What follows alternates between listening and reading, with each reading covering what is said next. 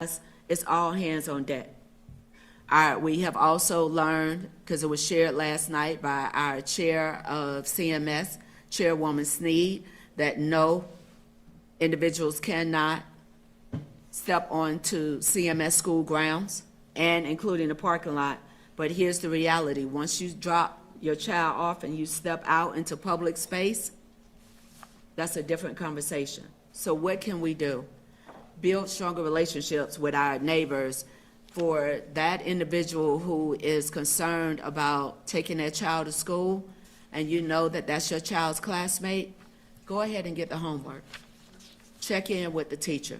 If people are afraid to go to the grocery store and your neighbors, go ahead and walk a door or two doors down and knock on your neighbor's door to find out, do you need anything? I will go to the store and pick up what you need to help minimize you feeling the fear of going out, but you still need your medication, you still need groceries, you still need baby formula.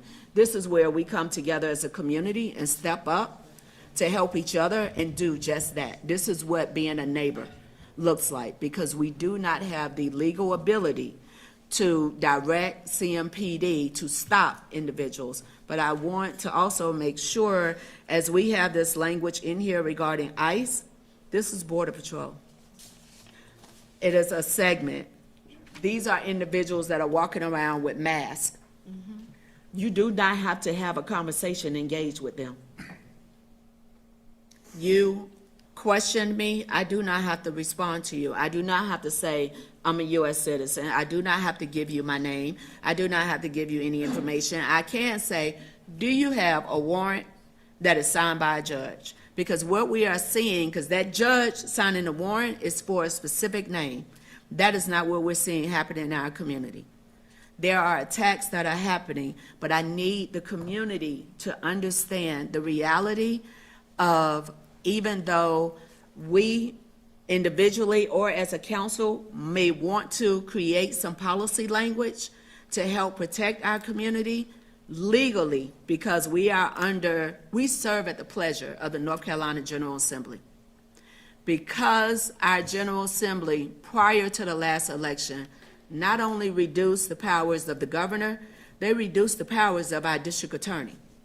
So even if our governor and our district attorney wanted to create certain measures, a number of those powers have been reduced. But I would like to hear from our attorney to ensure that what the information that I am understanding and that I'm sharing with the community is accurate, and if it's not, please correct me. Thank you, Councilmember Mayfield. You are correct. I'll start with the comparison to Chicago. You're correct. Chicago, Illinois, they are home rule state in comparison to North Carolina. That is a Dillon's rule state. The difference is home rule states, they typically have the ability to have, the power originates with the local body more so, as compared to a Dillon's rule state like North Carolina, where all of the power originates from the General Assembly. And so City Council, the City of Charlotte, only has as much power that is explicitly granted or inherently granted by the General Assembly's general statutes. And so when it comes to things of these matters of this magnitude, or anything else for that matter, we first have to look to the authority that's been granted by the General Assemblies and the limitations. For instance, with the executive orders described from Chicago, that would not be within the mayor's powers, nor would it be within the powers of the city council. And so I'll stop there. Thank you for that clarification. Also, when it comes to how we as a community can show up for each other, as much as we love to go on Facebook Live and Instagram Live and TikTok Live, this is not the time for that. Think about what you read about and what you understood when it came to the Underground Railroad. This needs to be conversations that we're having with each other and not putting every bit online, because these same thugs that are coming into our community are also looking at online. So we don't want to necessarily play our hand, but this is the time where we share the resources directly with each other. We build relationships, we show up, and again, for those who are comfortable, mainly I'm gonna say for all the white people in the room, let's have a real conversation. There is white privilege that comes with me having a lot more melanin than you. You're gonna be able to go to the store, because what I did not see in South Park was any patrol riding around when I was riding around in meetings over the weekend. What I did not see in certain areas of our community were people with masks on attempting to stop, interrogate, or even question individuals. Here's the opportunity for you to be that true ally. Like I shared, do the grocery shopping, pick up the meds if you need to. Make sure that the children have what they need. Make sure that if someone is feeling unsafe because someone's at their home and you're next door, get to know your neighbors, get their phone numbers, go to their back door, bring them over to your house so the children can feel safe. Let the kids play together, because they don't need to be going through all of this. But I want to stress that although I personally, if I had the power and I had all the rings to snap my finger, as Thanos, we would not be in this place, but there would be a lot of other things that I would change regarding this federal government. I do not have that power, but what we do have the power to do, honestly, is to show up for each other. I understand that it is ideal to want to come to your local government to say, what are you doing? How are you gonna fix this? 90 million people sat at home and said, this is the leadership that we wanted. Okay. Those that we elected in the North Carolina General Assembly, many who have not had a challenger in years, those we elect in Congress that have been there 40-plus years, that's where we have to take this conversation. But for locally, for the city of Charlotte, if I am understanding our attorney correctly, the only power, which is one of the weakest powers, but also our greatest strength, is in sharing the information. And that strength comes in as a community, us coming together, showing up for each other, talking to each other, and making sure that our neighbors feel that they are safe. Because some of your other neighbors are gonna be the main ones that's trying to call this Border Patrol to say, hey, I think my neighbor is. That ain't the neighbor we talking about. They don't need to know what's going on to know what the information is. You know who they are. But for the others, we have an opportunity to show up for each other and do something that we have probably been doing at a small level. We got to ramp that up to 100,000%. Thank you, Madam Mayor, Chair. All right, thank you, Councilmember Mayfield. Councilmember Mitchell, followed by Councilmember Brown. First of all, let me thank the chair for bringing this important issue in our community to our committee. So thank you, Councilmember Ashmere. How many Charlotteans in here? Raise your hand. Oh, Charlottines. You talk about natives? Native Charlottean. Raise your hand, native Charlottean. I've been here 30 years, I'm a claimant. And so the point I'm making, I join you all in feeling embarrassed of what's happening in our city. The national coverage and the question people are asking, why are they choosing Charlotte? The harassment of our citizens who call Charlotte home, particularly the gentleman who had his truck window smashed out by Border Patrol. This is not the city we love. This is not the city we call home. City Attorney, I did hear when you mentioned all what we can do, and I think it needs to be an action item from us that we can share with the full council. And so I want to focus on two things as an action item for us. You did mention CMPD can respond to calls. And so I think it'd be nice if we be very clear and share with our citizens when to call CMPD for assistance. That's number one. Number two, I saw an email that the mayor, county commission chair, and school board sent a joint letter this weekend. And so you talked about our chief opportunity is education. I want the council to have a conversation. What does that look like for us to educate our citizens, and so our citizens will feel comfortable and knowing that this city council is on their side? this is, and I'm gonna date myself because I was born in 1962, but I think this is the worst period that we ever experienced in Charlotte, North Carolina. And for us, the 12 of us, I just feel helpless. I wish we had more guidelines, more authority, but because we don't know how long the Border Patrol is going to be here, and I think the longer they stay here, the more uncomfortable I feel each and every day. I do. Because I think they just taking advantage of some of our citizens who work hard each and every day in our community. I went to American Dry Cleaner today on Graham Street. They usually have about 26 employees in there on 6:30 this morning. They had 3. The other 23 called in and said they could not come to work.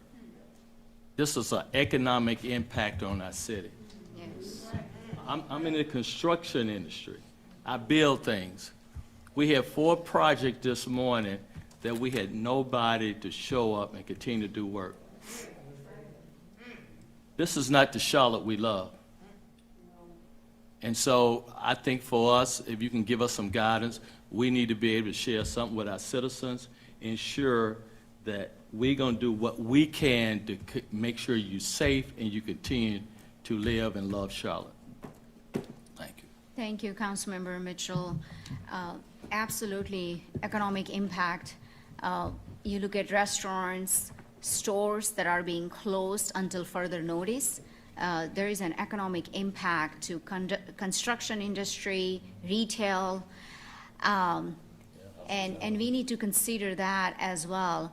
I hear there are 2 action items to Councilmember Mitchell's point. Number 1 is educational campaign, and number 2 is the support for our organizations that are on the front line, that are working with impacted communities. And I don't want to take the glory here. So I know Councilmember Brown did reach out to me earlier, and she wanted to make those motions. Can you talk about what the motion is? What motion are y'all even referencing? She hasn't talked about it. I'm going to let her speak to her motions. All right. I got some questions for the attorney before she speaks, or after she speaks. Okay, Sure. no problem. With all due respect, thank you, Councilmember Peacock. So, good evening, everybody. Thank you so much. Good afternoon. Thank you so much for being here. And attorney, please keep me in line. I'm an advocate for human life and just dignity and respect, and I don't see any of that going on. And I am definitely a huge supporter of our immigrant community. I love them. I work with a lot of them, and it's very frustrating to see this. So my First Amendment constitutional rights, I say pretty much what I want to say, and always have and probably always will. I'm 54.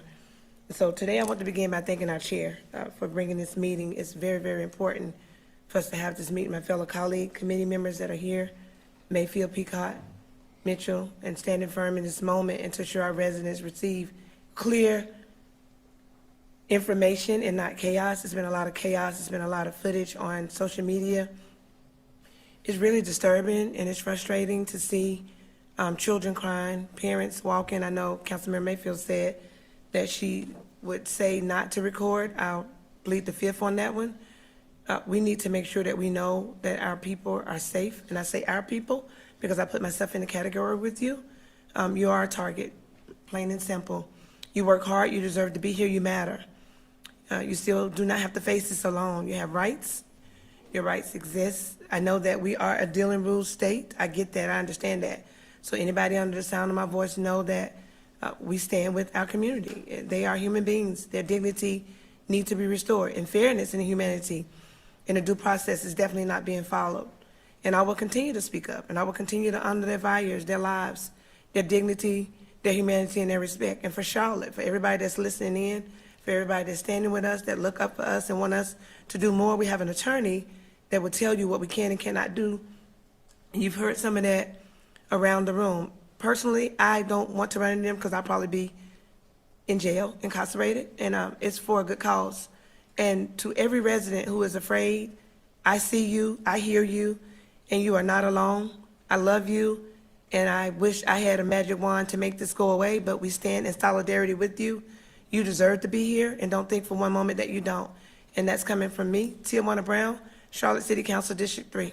What is happening to you is inhumane. Thank you. All right, before Councilmember Brown makes a motion, I would like to recognize Councilmember Peacock. Madam City Attorney, I want your answer on question number 3, please. This is CMPD response to protocols. Your answer here, nothing has changed prior to this weekend with the announcement that ICE is coming to Charlotte, right? These are still the same procedures that have been in place from, nothing has changed. We haven't altered our policy at CMPD. This is the way that it is, whether they're here now or when they eventually leave. Is that correct? That is correct, Councilmember Peacock. Okay.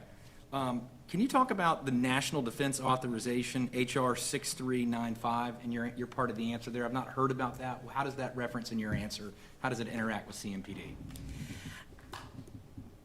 I included it just by way of background. There had been some questions about whether or not whether personnel would need to identify themselves and whether or not they needed to wear badges and that sort of thing. And so this spoke to if there was a defined civil disturbance by the federal statute. And so if it does seem ancillary, that was the background as to why I included it.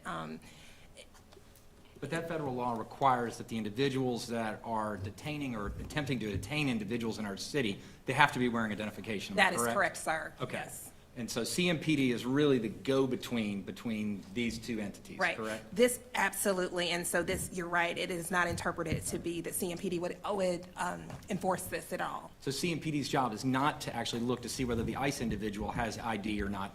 Those individuals have to have it on them by law. For those persons, that is correct. Okay. My next question is on number 4. As you know, over the weekend, I exchanged some text messages with Councilmember Ajmira, my favorite thing to do at Saturday night at 6:15.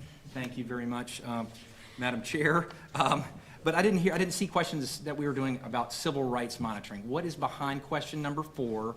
Is that occurring around the country where cities are responding in a civil rights manner? I'm trying to understand what you're telling us here. I am telling you that we need to do some more research on what that exactly means, frankly. Councilmember Peacock, that in my research over the weekend, there are a couple of different ways you might go about that type of monitoring, and in conjunction, and I see Mr. Heath has gotten up from the seat, but we've been exploring from the manager's office what that may mean, and we'll have to come back to council with some options there. It's an evolving landscape. What you hear me saying there is, we think there are a couple of different ways, several different ways that we could gather data, and that may be helpful. And again, the manager's office, I have to say, they've been in great collaboration with the attorney's office. Yeah, let me turn to Deputy City Manager Heath. The city may engage in data collection and administrative programs. I know this is a work in progress, but give me some idea where we're going with her statement there. Number 4. Councilmember Peacock, I think this is really more of an assertion of what could happen, right? There isn't anything that's currently underway to activate on this. This is just kind of establishing the guardrails and boundaries. Okay, great. Another question for you, Ms. Attorney, and Yes, I'm really sir. glad to see you here. HB 318, your answers to question number 6. You were city attorney in the Guilford County and Greensboro area, so you saw the impacts of when this was passed on October 1st, 2025. Yes. What led up to this, and from a municipal law standpoint, what led up to this? Because obviously we know that the sheriff is a county function, not a city function. Right. You were in charge of the county and the city there as well, too. Just the county, Just the county? Just the Okay, county, I'm yes, sorry. sir. But you had interactions with both. You were very familiar with Sure. both.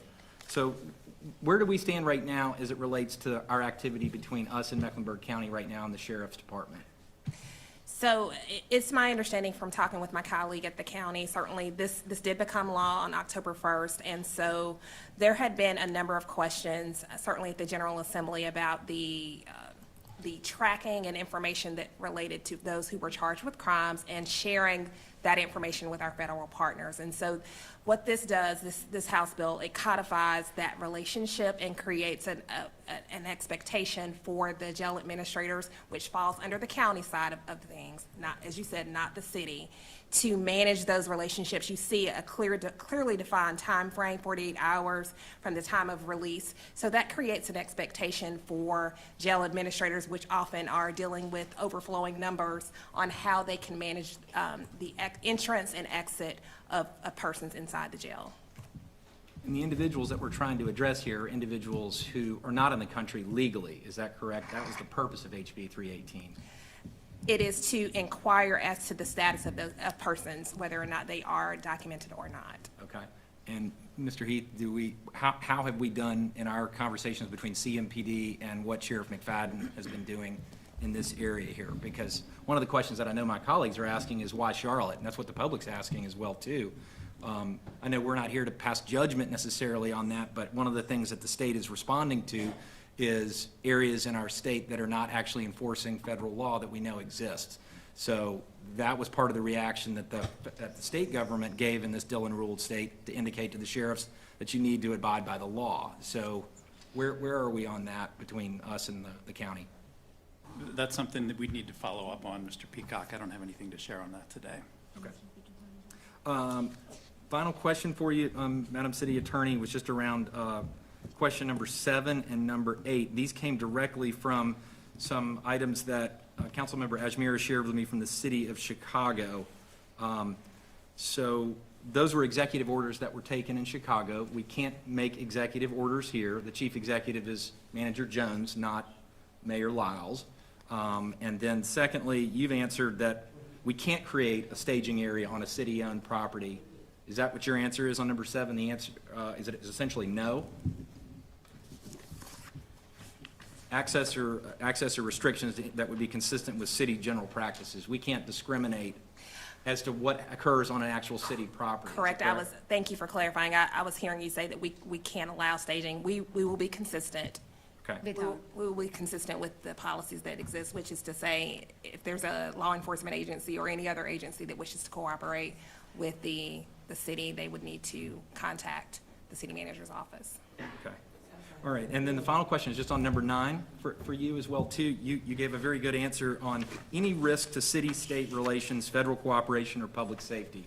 The genesis of my question was around, obviously, when the city takes an action in a Dillon rule state, there could be an equal or opposite reaction at the state level. What's your reaction to that? What could possibly be, if we were to take actions, either be educational, I don't know what the motion's going to be here today, but any consequences at the state level that could occur from today? Certainly, I'm going to answer this from the lens of the legal world, and there are some policy considerations that come along with that. Councilmember Peacock, as you're well aware, I would say that, as I stated in the written response, any action should be deeply and firmly rooted in the authorization that either exists through the general statute, state law, federal law, and a marriage of or combination of the 2 or 3. It's hard to tell what may result as how the General Assembly may react, but I will tell you from a legal defense standpoint, if we are able to capture any sort of activity or program within a solid legal framework, that is always the goal, and that is the lens by which we will analyze any sort of educational efforts or any other activities. And as your city attorney, myself and my team will work closely with the manager's office to ensure that we are putting forth options for council that are defensible. Thank you, Madam Chair. That's it. Thank you, Mr. Peacock. Thank you for asking tough questions. Because let me just be clear. We worked with the city attorney over the weekend to find solutions that are legally permissible, that does not get us in any trouble. And I understand the home rule versus Dillon rule and the limited tools that we have to help protect our communities. But we are being very cognizant of that fact. And I also want to make sure that we are not moving away from what is our established policy when it comes to calling CMPD. But a lot of people do not know that you can call CMPD to verify the identity of officers who are showing up. And there are times there have been instances that's been recorded where individuals are showing up, posing as Border Patrol, and they are not Border Patrol.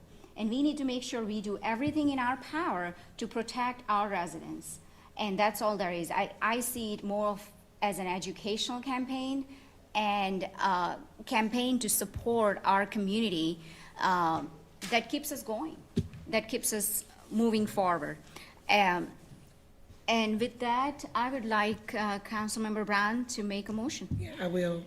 Before I do that, Madam Chair, thank you so much. I also want to just say that we're talking about our relationship with the state, and we're not talking about our relationship with the state. We're talking about an overreach from the federal government. And a Dillon Rule state has nothing to do with that. Attorney, am I speaking out of line, or am I speaking correct? That's just how I feel. We're talking about an overreach for the government. We're not talking about how people break the rules and not be protected and not be supported, but I want to know, a lot of people, we're saying that most of them are covered up in masks. We don't know who you're dealing with. So if you have nothing to hide, why do you have masks on? Take down your mask, let us see who you are, but they're not going to do that. A lot of them, most of them are cowards, straight up. And you're pulling on children, you're separating them from their parents. It makes no sense to me. At the end of the day, when it's all said and done, where I come from, we don't operate like that. And this is the 14th largest, 14th, moving to the 14th largest city in the United States of America. We're talking about human beings. We're talking about children. We're talking about lives. We're talking about people that we need to be able to support. So my question, once again, everybody's saying the Dillon Rule state, we get that. Sanctuary, all of that. I get all of that. What I'm speaking to today is our relationship with our state has nothing with the overreach of the government coming down and just acting like we don't have leadership that's competent, and that's not true. I would have to reject to that. So I'm going to ask, the overreach part, and does the Dillon Rule have anything to do with that? It's a matter of my opinion, and blame it on me. I'll take all the heat and all the smoke. Thank you for the question. So, Councilmember Brown, the analysis that I leaned into with respect to Dillon's rule versus home state rule had to do with the questions about the comparison between Charlotte and Chicago and some of the other communities that have stronger mayoral powers. And so when we analyze the differences between Chicago and Charlotte, for instance, the ability to provide some of these executive orders that that your constituents are asking about, that is where we lean into North Carolina's status as a Dillon Rule state and being prohibited from issuing some of these executive orders that we may see in other parts of the country. Thank you so much for that. So are we moving forward with the motions? We have two motions today. So we'll do one at a time. Right. So the first motion that I asked is for us to fund organizations that are working with the impacted communities with a sense of urgency. That is the first motion that I'm making. For us to be able to provide financial resources to organizations that are currently and actively doing the work for the impacted communities that are being targeted and addressed. Second. Although I know Councilmember Mayfield has a question, followed by Councilmember Peacock. So for now that we're in discussion, Attorney Fight, in question 5, whether the city may allocate emergency funds, including ARPA, if eligible, to community organizations serving impacted residents. You have responded that for North Carolina cities, justifying expenditures of public funds requires demonstrating a public purpose that primarily benefits the community at large and explicitly avoids providing exclusive benefits or emoluments to certain private individuals, causes, or special interests. For this motion for consideration, would this fall under our financial partners, of which there's a process for financial partners that can take 30 to 60 days? Or how would this motion even fall in the response that you gave to number 5?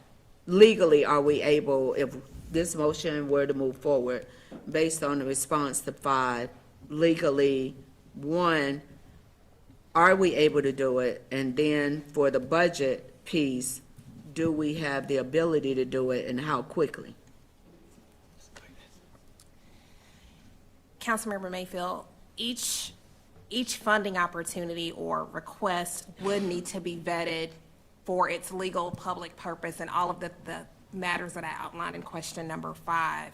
Now, I will say, because I am the new kid on the block and still learning some of our city processes, it would be appropriate to vet those through those avenues, and I'm looking at Deputy City Manager Heath over there to lean into that. But yes, we would want to analyze those requests because, again, the expenditure of those dollars is dependent upon them meeting those public purpose requirements outlined in the response. So, Mr. Heath, for clarification, because our current process, again, could take 30-plus days. You have to actually apply. It goes through a process of vetting the organization, funding a number of things. What can you share for this motion? So I think it's really what's the will of the committee and council, because there are choices, right? One choice would be to pursue a path that's very similar to your traditional financial partners program, where you have a notice of funding, you have grant applications that are submitted, you go through a formal review process, you evaluate, and then you make selections on a competitive basis. That, of course, generally plays out over the course of a number of months. That is an option. A second option, and we did a number of things during COVID, which would remind you of option 2 here, would be a more accelerated pathway where there are a certain number of organizations that are identified and those are moved forward without a competitive process, but still with a number of controls that would resemble a financial partner process. Do they have an active IRS determination letter? Have they filed a Form 990? Affirmation that the programs would be non-exclusive in terms of access regardless of race, gender, national origin. There'd be a number of requirements that would still be imposed on a scenario like that. So it's really just a question, if it's the will of the committee and council, how fast do you want to go? The faster you want to go, the more we as a staff would need to do something different than the normal process. And Director Harris, as far as budget, since this is something that's moving very quickly, we want to support our community, yet do we have a budget line item and or funding?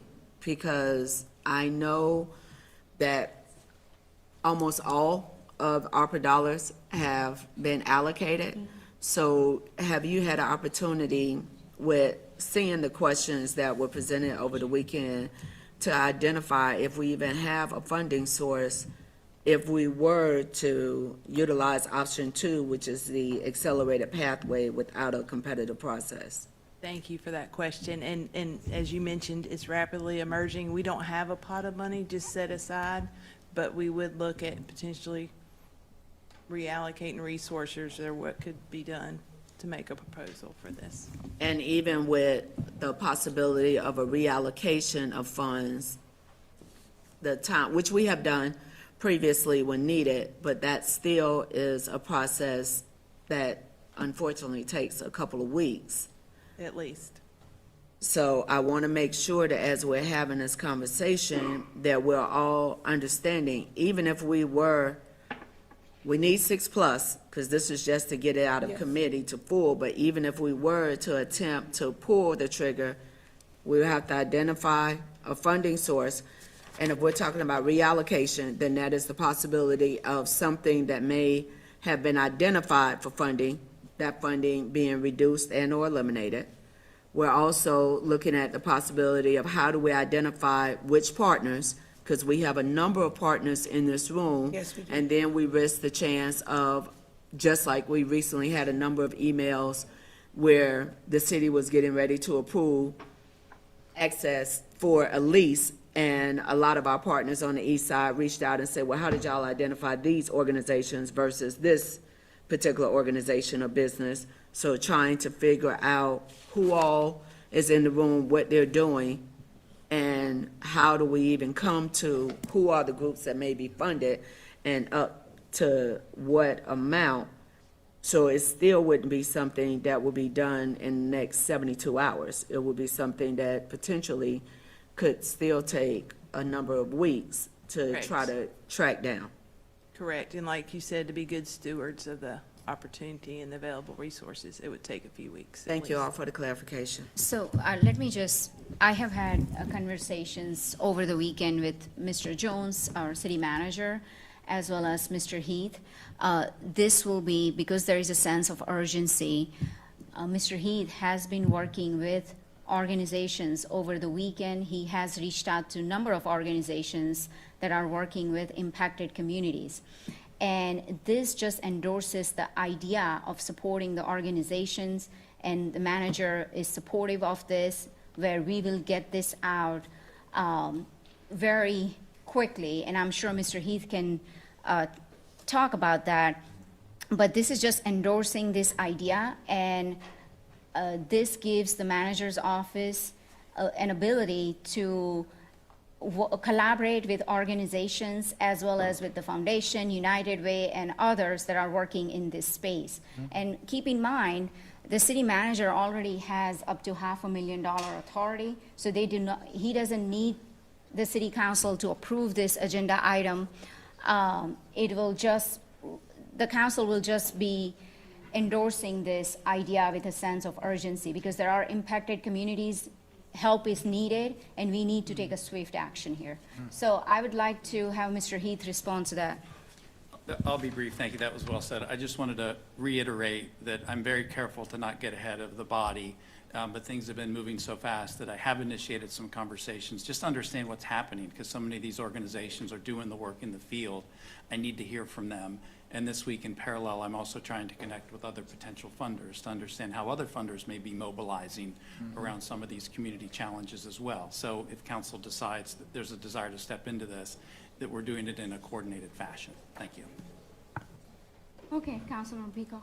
Ms. Harris, I think the budget for the city council, including salaries, everyone here, including staff, isn't it around 1.2 million or something like that for the city council? I'm just trying to I'm figure out. sorry, I don't know off the top of my head, but you're Okay. probably right. And do we have discretionary funds within that budget that are under the purvey of the city council per se? There's not a bucket other than, you know, your training or things like that.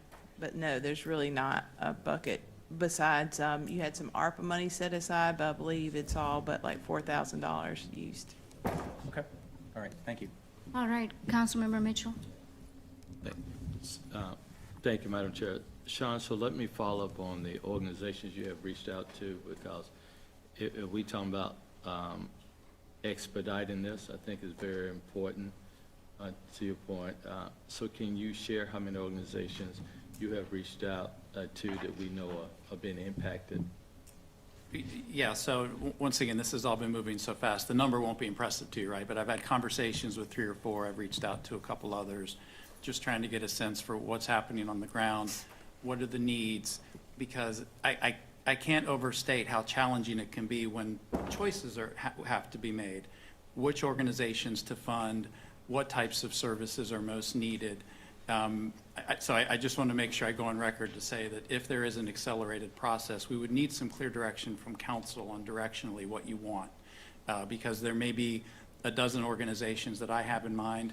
I could find 4 other people that might have a dozen organizations of their own in mind. We've all been down this path before. It's very challenging.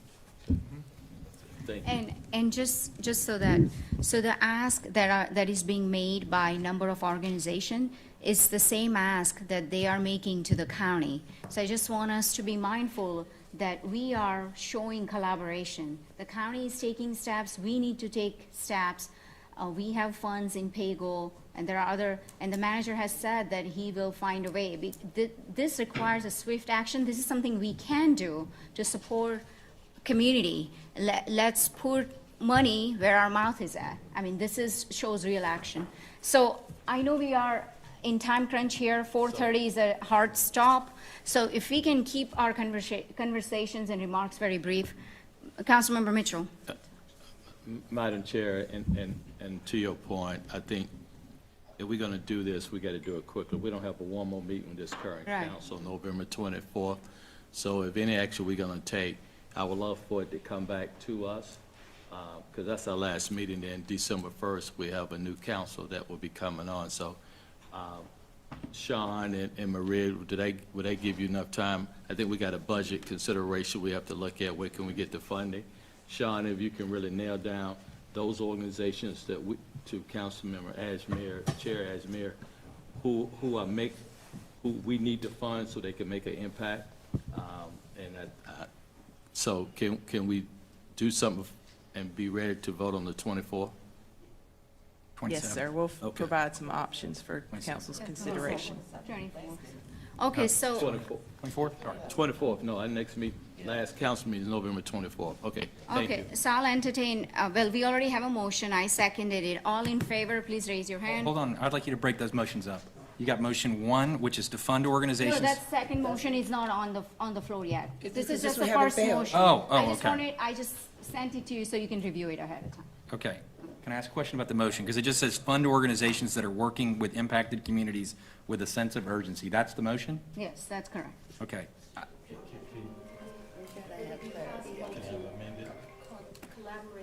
Yes, collaborate with the county. Can't hear you now. Okay, you go. So maybe, If we could have Councilmember Brown. collaboration between, and we can have the county and make it go further for us. That's what So- I would believe we should do. First of all, okay. Councilmember Pico. I'm completely supportive of of City of Charlotte funding organizations, but as you can tell from Deputy City Manager, we have not even gotten through 48 hours of anything. So I'm not comfortable with a motion just to fund organizations broadly. It doesn't mean that when it comes back to the council on the 24th that I might not be supportive of it. So I'm going to vote no against the amendment, or this motion right now, the first motion, because this is not very specific and we don't know enough information. I realize it's urgent, but I don't think that this city is going to not help. I think we are going to help. I know we're going to help. We've got the money to help. It's just the motion is very broad.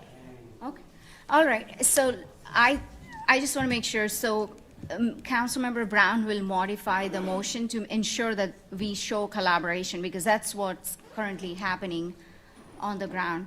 So Councilmember Mitchell, do you have anything to add before she modifies her motion? I'd like to I will ask Councilman Brown, if she could accept a friendly amendment. Okay. That to her motion that we bring this back November 24th so the whole city council can vote on it.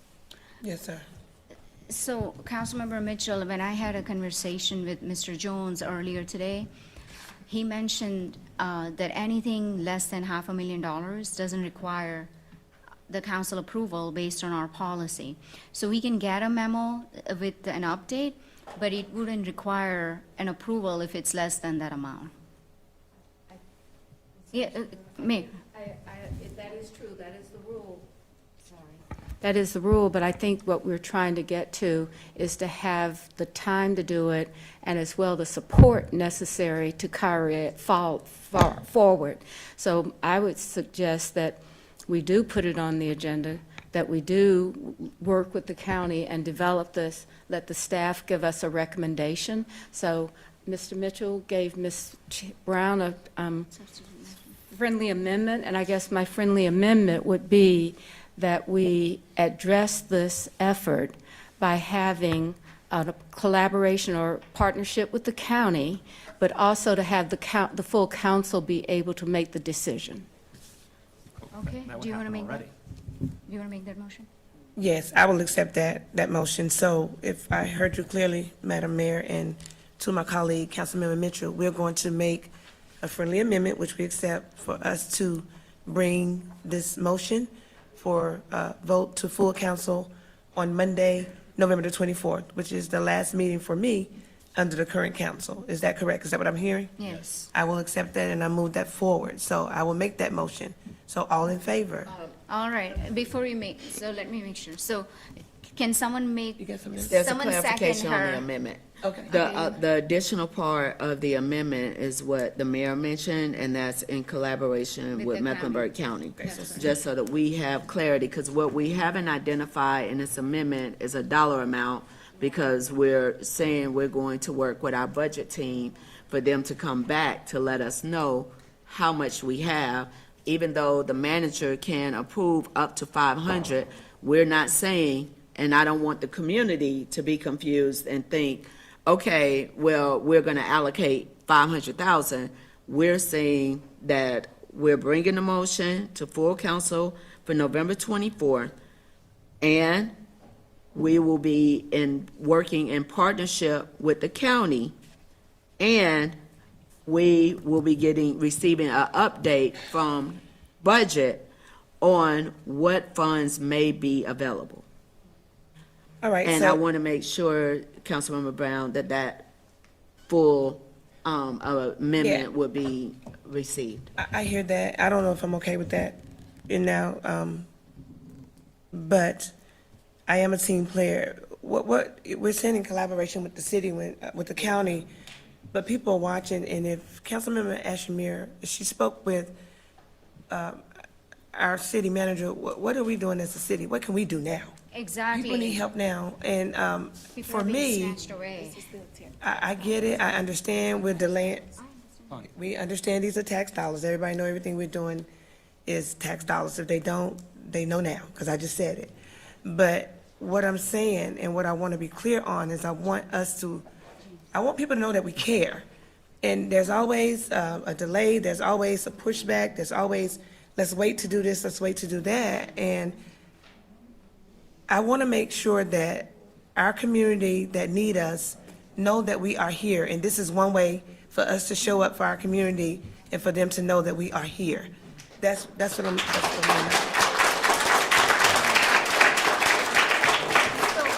Okay, I think we have had enough discussion on this.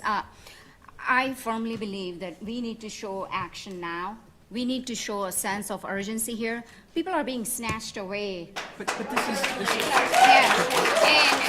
And so, Councilmember Brown, if you can repeat your motion so we can move forward. So I did accept the motion from, the amendment from Councilmember Mitchell, so we can move forward with the amendment, but I did want to say that this is an opportunity for the city to show up in a major way for our community, and there don't need to be any delays attached to that. That's where I'm at. Yes, let me come back to you, hold on. Did you make a motion or no? I just want to make sure before we open up a discussion, we have a second and then we open up a discussion. So if we can clarify what the motion is the motion is that we urgently fund organizations who are working with impacted communities with a sense of urgency. Is that correct? I did accept the amendment by Councilmember Mitchell, and so, Mr. Mitchell, what was the second part of the amendment, so I can be crystal clear on what I'm saying, on the amendment, and I'll make the adjustment on the amendment. I was trying to make sure we all can have 5-0, a show of solidarity out of the committee. And so when Councilman Peacock said he felt like it was open-ended, I want to show some urgency and say we would take action on November 24th, so we can get a 5-0 to come out this committee to put money in our community. Okay, so the amendment, I take it. Thank you, Councilmember Mitchell, I greatly appreciate that. So I'll go back to it, and I will make the motion, and I will make the amendment, but I want to hear, Councilmember Mayfield, what was your attachment to it?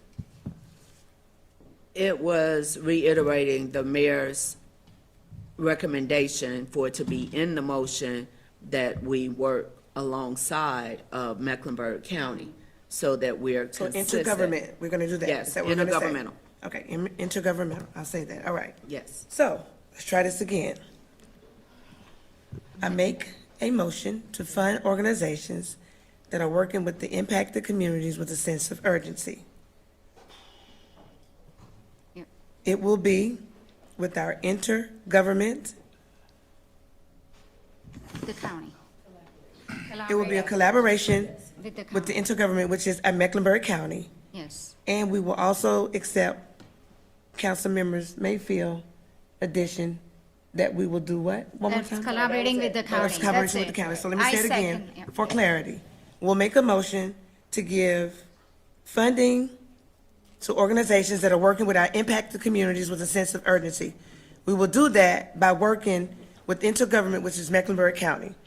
Do I have a second on the floor for the Yes, motion that I I- just made? With a vote on November 24th. hold on. No, hold on. That's the language that initially that Councilmember Mitchell requested. May I suggest some language that I think might capture a little bit better for everybody so we can get through? Whatever language you bring, Are you able? No, I was just trying to reshape it to be more characteristic of what we're talking about here, Okay. so. Can you, okay, I just want to make sure we're all on the same page. Mr. Heath, if you could respond to Councilmember Mitchell's question about getting the funding out sooner to impacted communities, because this is happening now, and the funding is needed now. I'll be very brief. You as I did? know. So, yes, I would assert that the quicker you want to move, then the more staff will need to deviate from our standard process, which would require choices to be made on which organizations, which types of programs and services. Those are the types of choices that are often the most difficult for us to then articulate to the community why we've done what we've done. So I'm just underscoring that, yes, it's possible, but it will raise certain challenges for us. Thank you. All right, Mr. Mitchell, does that address your question? Mr. Mitchell? I'm sorry. I apologize, everybody. I had two conversations going on at one time. So, Sean, I totally apologize because Maria and I was talking. So, I'm sorry. Can you repeat it again? I'm sorry. Yes, the administration can always move very quickly if it's the will of council. I'm just acknowledging that the quicker we move, the more of a deviation it is from standard processes, which would generally play out over the course of multiple months. We can do that, but choices would need to be made. Choices where there oftentimes are different views around what the right choices are in terms of who to fund and for what and how much. Does that address your question? Ms. Ashmere? Yeah, hold on just a second. Mr. Mitchell, are you done, or do you have additional questions? So, I'm struggling like everybody else. We want to move quick. Yep. And we want to be fair. And we don't have but a week to get this accomplished. And I'm just, so Sean, if I heard you correctly, we can give you the ability, if we say yes, move forward, we can give you the ability to identify those organizations. We're going to have a public process so everybody can participate who are out there providing services, or we're going to select 3 or 4 or 5 organizations. That's the part I'm very uncomfortable because I don't want to get involved. We picking winners and losers. I want to make sure we select organizations that are really going to make a difference. And so that's the part I'm struggling with, sir. Right. Yes, we can always do a public process, and having an open process with a competitive process is the norm. That takes time. So it's just a trade-off. It's a trade-off. okay, so Okay, but if I may, but to Ms. Ashmere's point though, time is one thing we don't have. Right, exactly. So we go through our normal process, we can't do 30, 60, 90 days. We're That's talking about 48 hours, 72 hours, and so we can try and make a difference. So, Hold on. Let's, Mr. so Mitchell. can we have an expedite process? Of course, Let's get Okay. of course. Okay, I think we are on the same page. To Councilmember Mitchell's point, because he's a process person, being a former chair of Economic Development Committee, I understand that we do not want to be in the business of picking winners and losers. We want to make sure organizations that are working in this space have an opportunity. So I think, to Mr. Heath's point, we can do that. So before we go ahead and raise our hands, I have Councilmember Peacock, followed by Councilmember Anderson. Thank you, Madam Chair. I was just going to try for a way to help the motion that has been made, because I understand the intent now and why we're doing that. I wanted to see if Ms. Brown would accept this, to direct the city manager to identify and deploy short-term funding on or before November 24th to organizations actively supporting individuals and neighborhoods affected by recent events. I think I believe we are just. We're just directing the city manager, who you've already But it's clarified. November 24th, and organizations need resources now. That's the motion. The motion is to direct the manager to be able to act between now and November 24th. To send out the, To short-term funding on or before November 24th, as opposed to the open-ended motion, which was just to support organizations urgently, which is about as willy-nilly as it so I just gets. want to make sure, so between now to November 24th, are we saying that? Yeah. Because it could be possible that it could be earlier, so you're okay? I Okay. just said that, to direct the city manager to identify and deploy short-term funding. Okay. So, I mean, I'm just trying to capture So what how we're is trying to do. that different than her Well, motion? well, her motion specifically, when it was first read, was motion to fund organizations that are working with impacted communities with a sense of urgency. Yeah, so sense of urgency gives them flexibility. But we're directing somebody, we're directing the city manager to work with partners that deputy city managers indicated to us. Okay. So, All right, Councilmember Anderson, followed by Councilmember. No, the May- only thing I wanted to make sure as, I'm sorry. I want to make sure as we're moving forward with this, that we include the collaboration word in there, because we need to have that as we build the structure for everyone participating, so we're not just the only place participating. Yes. Got it? Okay, thank you. Councilmember Anderson? Thank you. And I'm just really, really impressed by the assistance that the community has stepped up to help our residents over the last couple of days. It's been tremendous, and I know that you all are bootstrapped and exhausted. And I want us to step up. I'm not a member of this committee. And I want us to step up and support the work that's being done to help our residents.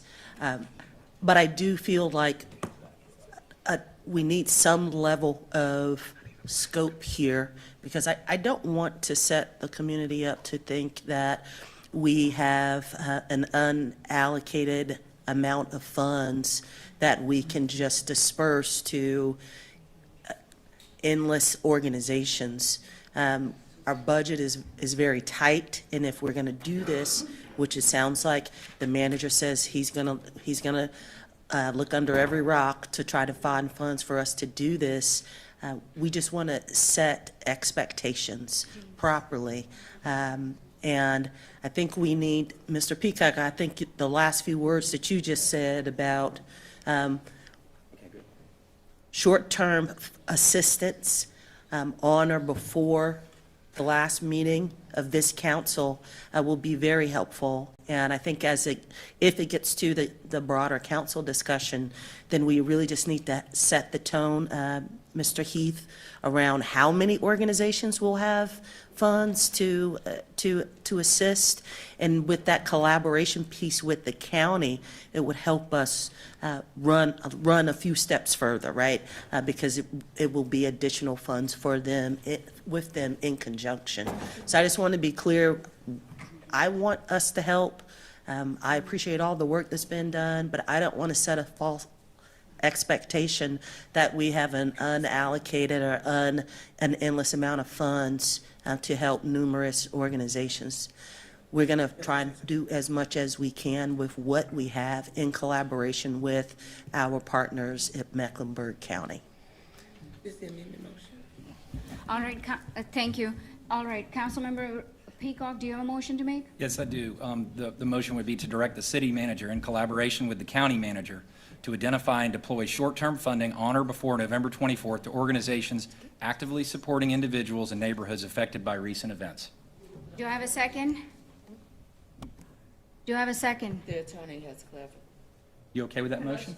Not about that, but you had a motion and a second on the prior motion. Is this a motion? Oh, I'm sorry. This would just be a This was substitute- the substitute. amendment. I just wanted to clarify. Thank This you. was a substitute motion. Understood, thank you. Thank you so much, Attorney. Yeah, so I'll second that motion.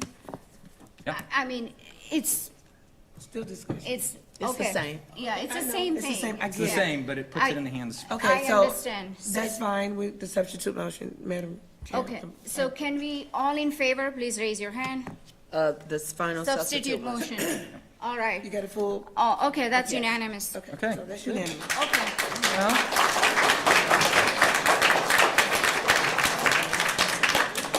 Thank you, Mr. Pico. Okay, All right, I have a second motion now.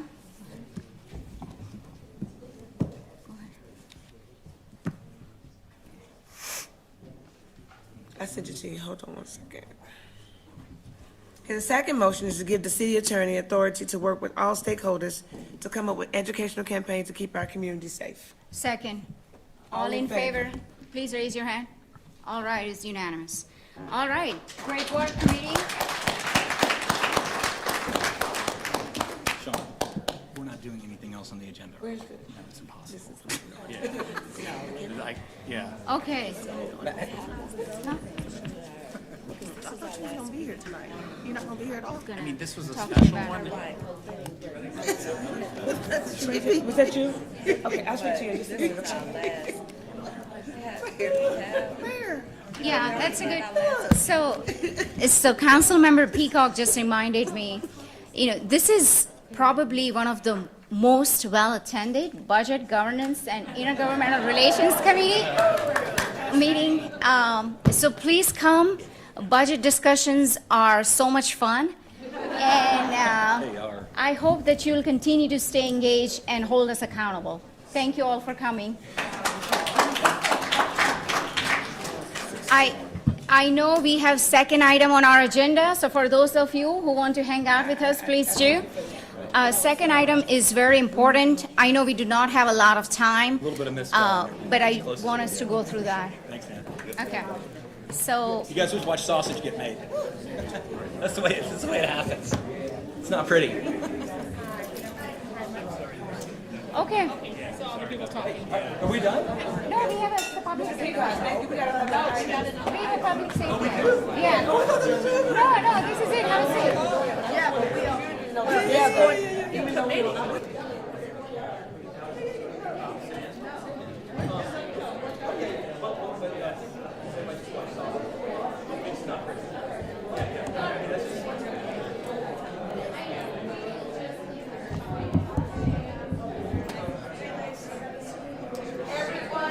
Everyone, please, we're still in meeting for committee. So if you can please, as quietly as possible, as you exit out, we still have another agenda item for this meeting. Mr. Heath has to give us a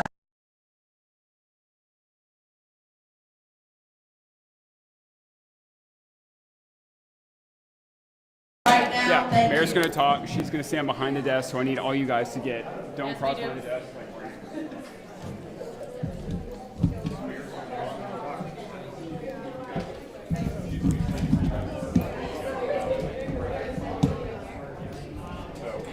So she's going to be standing behind the desk.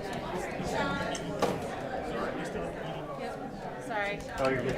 I knew that this was only so long, so I was just hoping that I was really going to nap. So rare. Thank you, everyone, for quietly exiting the room. We are still in committee. We still have another agenda item Mr. Heath is about to present. Thank you. Yeah. 2 seconds. Hang tight.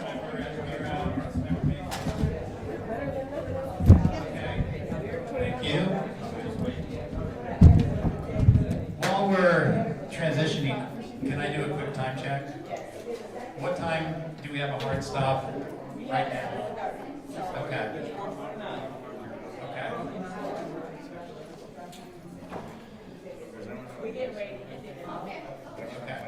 So, If you could just walk us through our public safety item. I know this is something that the mayor has referred to our committee.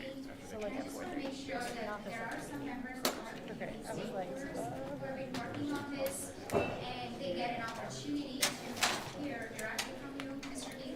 So if you could just walk us through your presentation, and we may not have enough time to go over Q&A, but at least we can hear your recommendations. And I know that you have been working with multiple stakeholders, so you can also recognize them in those remarks. Thank you. can you tell me where the mayor's gate is she behind the podium? It's apparently going to be right behind, in front of the flag. I'm not sure what this, so this presentation is to give you.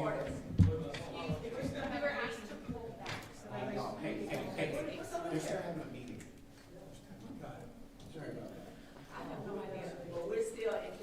Here, people, why don't we come over here, please? Up until the meeting's over. Let's do this. Okay. The key punchline here is, the purpose of this conversation is to just give you a bit of a head start on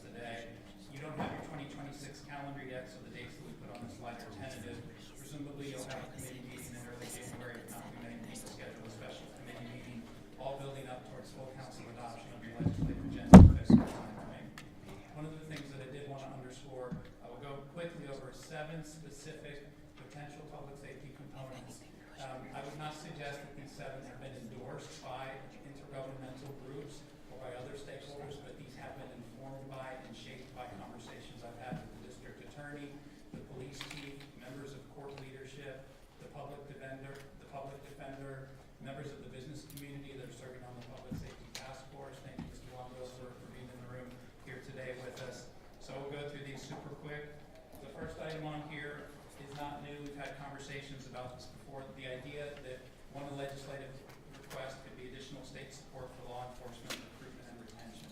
A key point here, the idea would be build upon things we're already doing at the local level. Think about the manager's recommended budget over the last 4 years. Real support and emphasis on public safety, unquestionably.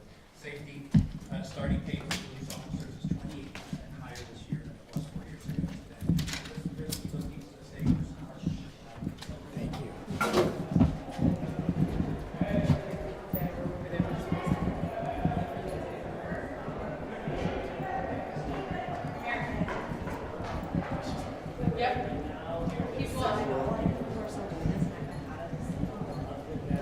Keep going straight. No, it's 280 is bigger. That's fine.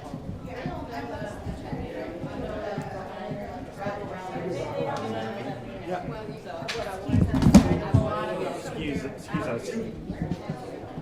Wait, Chris. Guys, that room, go there, chill out. There. Ready? All right. They already told us where we're going. So I don't know where they're gonna put her. Yeah, it's them that's making it chaotic.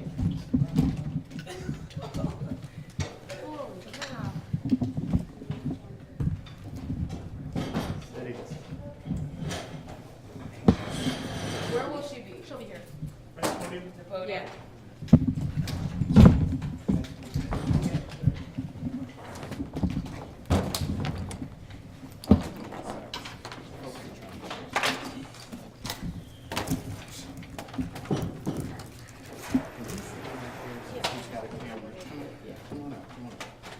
I'll leave mine standing for like. Sorry, we just don't want to keep disrupting the committee meeting. Go get her.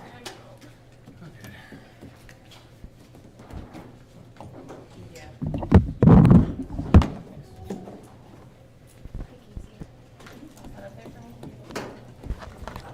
Sorry, you see that one back? All good. Oh, that's yours? I don't know whose that is.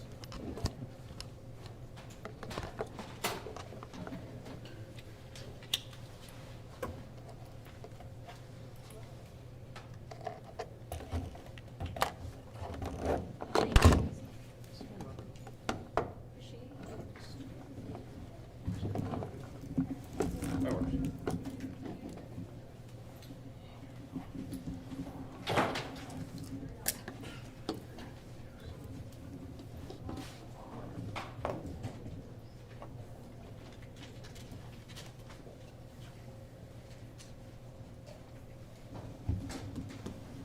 So I hope y'all gonna ask. Should get in touch with maybe Mark today, to work on this coordination, so that maybe we can have answers, I feel we can raise some money. And for 24, huh?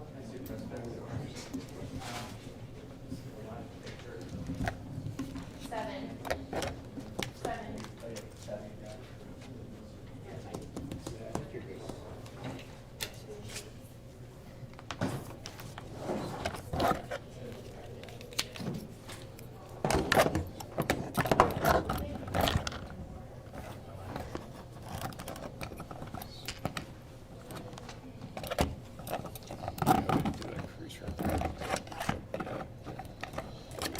Oh, this thing.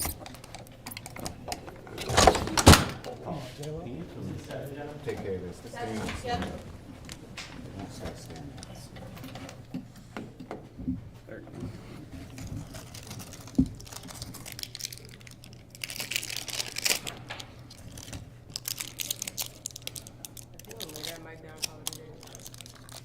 you go. There you go. That's right. If anybody's. Okay, gotcha. Sit there. All right. I tell you, she's coming.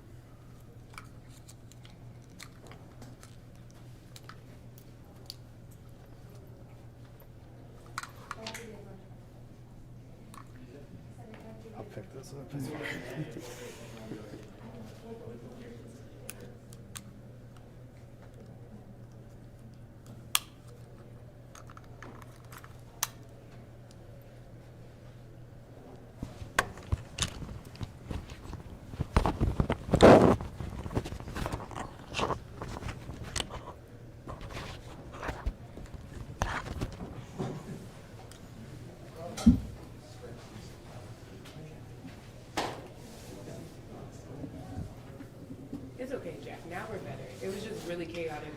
understand. in there. You're doing great. Yeah. We- We're cool now. It was just weird standing there, and then it wasn't a good place for the mics and everything. This is a better setup.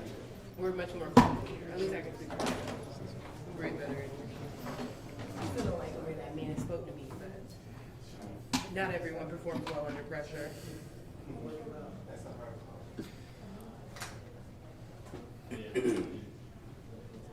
These are things you laugh over, drink later about, Yeah. in theory. Yeah, I don't take it personally. Again, Okay. whatever. Better than nothing.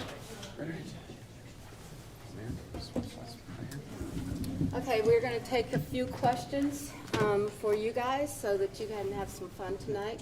What time should I put on the TV? All of them. All of us, all of you. Identify So- yourself and your Yes. outlet, and then we'll get started. Casey Jones, WCCB. Thank you for taking questions, Nice Mayor. to see you again. Nice to see you. Outside of church. Yes, Okay. exactly. right. What do you want to say to residents that are in fear of their lives right now? I want to say to them that that fear is real and that we have to understand that it's real and that we are working as hard as we can to provide support for them, whether it's, we need to have something that people can hang on to. And we're trying to work through the emotions, the economic impact. This is something that we've not known about until these last few days. So what I would say is that we're proud to be able to have people in the city that support each other. You just saw the number of people that came just to see what we're trying to accomplish. And I think that that made a huge difference, just to see those folks that gave up time to come and say, how do we make sure our city, our community members are heard and seen? I think some of the language from the council members, Ms. Brown and Ms. Mayfield, was wonderfully said. And I think that we all understand right now that we thought we lived in democracy, and we hope that we will continue to live in democracy. Mayor, Jonathan. Hey, Jonathan. Give me a technical explanation for the public out there so they're not confused about what you all just did in there. There were two motions, but within that, so if you can answer one, what you all just approved, passed on, and then secondly, make it plain for people that they understand you all have certain boundaries that you have to stay within at the dealing with the state. So let me start off with, I think the first portion of what you said, to be simple and explain that what we were trying to do over the weekend, these folks that work in the city, they have worked over the weekend to try to determine what can we do, what's legal to be done and what's possible to be done. And what we ended up doing was making a decision that we have to allocate funding with the county to be able to determine where we can make people whole. And so, I don't then it's remember gonna the come back second on one. the 24th. It's gonna come And back on the. and it's coming back at our last council meeting. I think that's amazing that they're going to be able to have that ceremony and have that ability to do something really good at the end of their terms. Mary Ramsey with the Charlotte Observer. Mayor, two of the big questions we're hearing from the public are. She had another question, or the second part of my question, just with staying within the boundaries at the state level. Absolutely. Charlotte, like all municipalities, are an arm of the General Assembly, the state government, and so all of the actions taken by council will be worked through the lens of the abilities and authorities granted by the General Assembly. As it relates to the funding question that Mayor Lyles just addressed, all of those funding requests as well as the distribution of those funds will be scrutinized with respect to public purpose and the authority granted by the General Assembly. Thank you. Okay, yes. Mayor, two of the big questions we're hearing from the public are where are the people who are being detained by Border Patrol being held? And how long will Border Patrol be in Charlotte? Just checking in to see if you had any updates on one or both of those matters. I do not have updates on those matters. I don't expect that people would come to me and say, hey, this is where people are. I think that we understand very much from what we've seen on social media that people are out there and they're actually being taken away. But I can't say where this is, and I don't think it would be appropriate for the city to start thinking about where people are going to be housed for this time. Mayor Lyles, we saw the strong stance against this federal operation that Mayor Johnson took in Chicago. Have you spoken to him, and can we expect the same kind of strong stance here in Charlotte? And did you learn any lessons maybe from what happened in Chicago? Well, I have to say, I do know the mayor very well. He has called me and said things to help me understand what happens. But I also have to say, and we know this, he is a mayor that has authority. He makes decisions on almost everything that goes on in Chicago, whether it's the school system, imagine, it's the jails, it's the police officers. We are not a Dillon program. I mean, our city is just, as what did you say, the arm of the General Assembly, and as Mayor was indicating, Chicago is a home rule state, or Chicago, the city of Illinois, is part of Illinois, and that's a home rule state, meaning that the abilities that the mayor and the cities there have the ability to operate much more strongly than we have here in the state of North Carolina. So that's a distinction, meaningful distinction. Can you all talk again about, clarify for people the discussion you had about CMPD and a concern that, and I don't know if this is for the mayor or for the city attorney, but just explain to people that there is the ability for people to call. It's nothing new, but they can call if they're not sure about whether someone is a Border Patrol agent. I think that what we've been trying to do is to tell people that they have the rights, that they have constitutional protections, and that everybody in Charlotte should be thinking about this, because our city is committed to justice. But as this is going through, we're going to have to work with other people, and that's why I think it's so much to have the collaboration with the county. All of us are government, and we're working as hard as we can to make sure that people can stand up after this event is over. Can you elaborate on the CMPD part? If people are encountered with Border Patrol, maybe that person does or does not have identification, what can people do? Thank you. Chief Jennings and CMPD are continuing to, as you stated, operate practices that have been going on even before this most recent incident, and that is if there are questions about unidentified persons, call 911, be in touch with CMPD, and they are prepared to be able to help facilitate those questions to clarify whether or not the identity, I should say, of those individuals. They will respond. An officer will respond. CMPD is prepared to respond. Mayor, Andy Weber with Queen City News. There was talk during that meeting that a lot of the power rests in Raleigh and state lawmakers. What's your word to Speaker Hall and President Pro Tem Berger about what's being seen in your city? Do you want them to take any action? I want us to be able to get through this, what I would call a little bit of a crisis. And I am not going to be dependent on others. I depend on people like you to help everyone understand. You have a moment this time, and as being the people that are really close to where people understand, you can, this 6:30 in the morning, you guys can do something and you can help us be informative. I just really think that that's the way we're going to end up. This is something you have to do as a city and a community. And so I'm hoping that each of you will help us as we go along this route. When can the organizations expect to get that money? Tom Galvin, Fox News. What would you say to President Trump and the U.S. Border Patrol? What's your response?